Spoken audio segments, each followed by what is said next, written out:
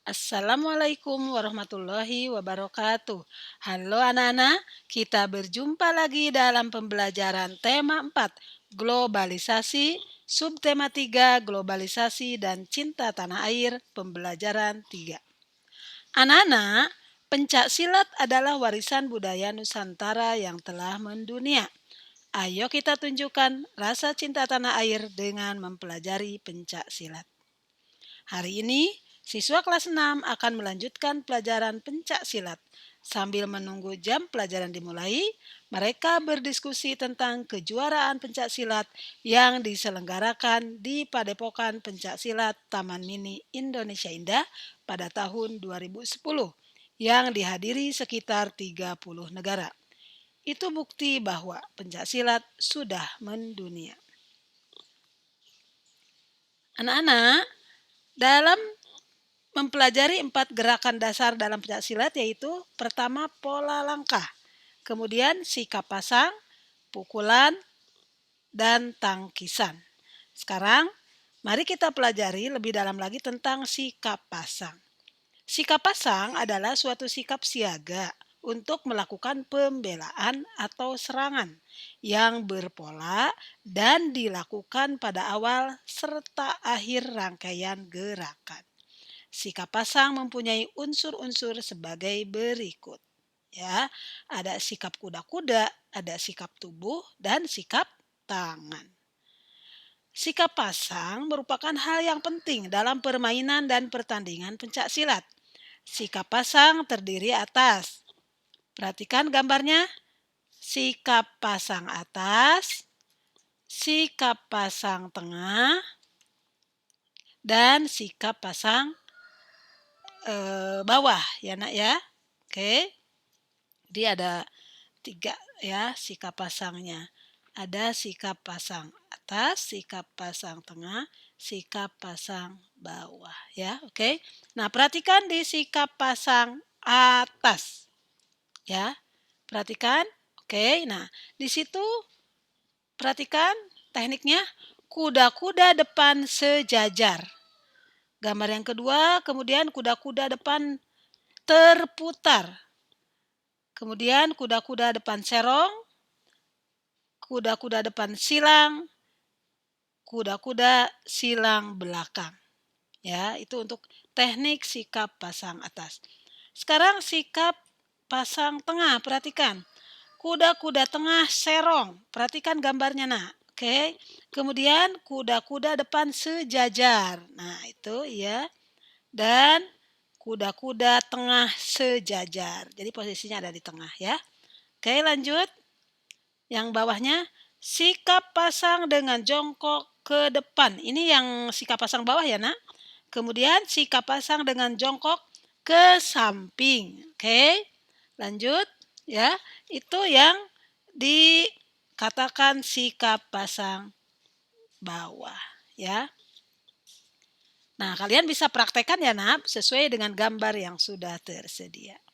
Anak-anak, mengembangkan penggunaan energi alternatif adalah salah satu wujud nyata sikap cinta tanah air. Yuk kita cermati teks eksplanasi berikut ini. Ya, teknologi hijau di era globalisasi. Teknologi dan lingkungan merupakan dua hal yang penting dalam kegiatan manusia. Pada era globalisasi ini, kedua hal tersebut menjadi perhatian dan pembicaraan masyarakat dunia karena saling terkait dan menentukan keberlangsungan hidup manusia. Disadari atau tidak, kita sering mengabaikan masalah lingkungan. Persoalan lingkungan akibat proses teknologi sudah menjadi masalah yang mendunia. Teknologi hijau adalah salah satu jawaban untuk permasalahan ini.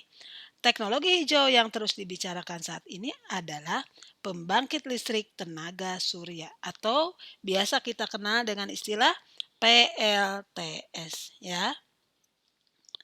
Nah, fakta membuktikan bahwa permasalahan lingkungan semakin lama semakin memburuk. Oleh sebab itu, harus dicari cara untuk mengatasinya. Salah satunya dengan mengembangkan teknologi yang ramah lingkungan. Nah, tugasnya adalah lengkapi teks eksplanasi tersebut ya, sehingga menjadi satu teks yang utuh. Perhatikan di alinea kedua, perhatikan di alinea kedua. Nah, di situ kan itu masih kosong tuh titik-titik ya. Itu berarti harus dilengkapi ya, harus dilengkapi. Bagaimana melengkapinya, Bu? Nah, yang paragraf 1 itu udah yang paragraf 1 ini sudah lengkap ya. Alineanya udah lengkap. Sedangkan paragraf kedua, nah itu yang teknologi hijau sampai PLTS itu masih ada titik-titik. Itu artinya harus dilengkapi, Nak. Ya. Bagaimana isinya? Nah, di paragraf kedua itu berdasarkan deret penjelas, yaitu berisi fakta, pembuktian, proses dari masalah yang disajikan secara berurutan dan sistematis ya. Nah, sedangkan paragraf ketiganya kesimpulan dan pesan ya. Kesimpulan pesannya sudah ada. Oke, coba kita perhatikan. Paragraf ke-1 sudah ya, Nak? Sudah lengkap. Sekarang yang belum saja berarti paragraf kedua. Oke, apa isinya paragraf kedua, Nak? Oke, coba kita coba di paragraf kedua. Yuk. Teknologi hijau adalah salah satu jawaban untuk permasalahan ini. Teknologi hijau yang terus dibicarakan saat ini adalah pembangkit listrik tenaga surya atau PLTS. Nah, di titik-titik ini kita lanjut isi ya, Nak. Yuk, sama-sama kita tulis. Indonesia di Oke, nah di situ ditulis Indonesia adalah salah satu negara yang memiliki tenaga surya yang berlimpah. Ya, dengan keadaan geografis di Indonesia yang setiap tahun dapat sinar matahari, salah satu alat yang optimal di Indonesia adalah dengan apa, Nak? Panel surya. Panel surya bekerja mengubah energi cahaya matahari menjadi energi listrik. Saat ini, penggunaan panel surya masih terbatas hanya dalam skala kecil. Terbatasnya penggunaan sel surya dikarenakan biaya untuk membuat panel surya cukup tinggi. Dengan perkembangan teknologi, diharapkan dapat ditemukan cara untuk meningkatkan efisiensi kerja dari sel surya. Nah, itu isi titik-titiknya ya, dilengkapi dengan kata-kata yang tadi sudah Ibu berikan. Oke, anak-anak, lanjut. Perhatikan ya, jangan lupa perhatikan penggunaan kosakata baku dan kalimat efektif ya pada tulisanmu yang tadi. Oke, Nak? Oke. Nah, sekarang yuk kita berkreasi. Nah, sekarang mengapa kita tidak mencoba untuk membuat kompor tenaga surya? Bukankah negara kita cukup merata limpahan sinar mataharinya? Meskipun tidak bisa menggantikan sepenuhnya energi minyak dan gas bumi, setidaknya bisa menghemat dan mengurangi konsumsi minyak atau gas. Lakukan coba percobaan di sini ya, Nak ya. Coba kita mencoba membuat kompor sederhana tenaga surya. Langkah-langkahnya apa sih yang harus disiapkan? Bahannya yaitu 2 kotak berbahan kayu atau triplek ya, yang berbeda ukuran. Selisihnya sekitar 1 inch di setiap sisinya ya. Jadi ada 2 kotak berbahan kayu atau triplek yang berbeda ukurannya. Yang satu agak gedean, yang satu agak kecilan. Oke. Lanjut kedua, koran atau sobekan kertas ya. Koran. Mana koran? Yang kedua koran. Oke. Yang ketiga ada kertas konstruksi berwarna hitam. Kemudian 4 lembar kardus ya. Kemudian 5 pisau cutter tebal ya. Itu ada pisau cutter tebal, satu aja cukup. Kemudian pembungkus makanan berbahan aluminium atau plat logam. Aluminium foil bisa pula digunakan ya, tetapi akan cepat kotor dan harus sering diganti. Kemudian bahannya apalagi? Plester atau perekat karet. Kemudian 8 buah tangkai penyangga ya, dan lem tahan panas. Langkah-langkahnya bagaimana, Nak? Langkah-langkahnya. Nah, langkah-langkahnya satu, tadi ada gambarnya yang udah ditulisin satu ya. Satu, tempatkan kotak kecil di dalam kotak yang lebih besar ya.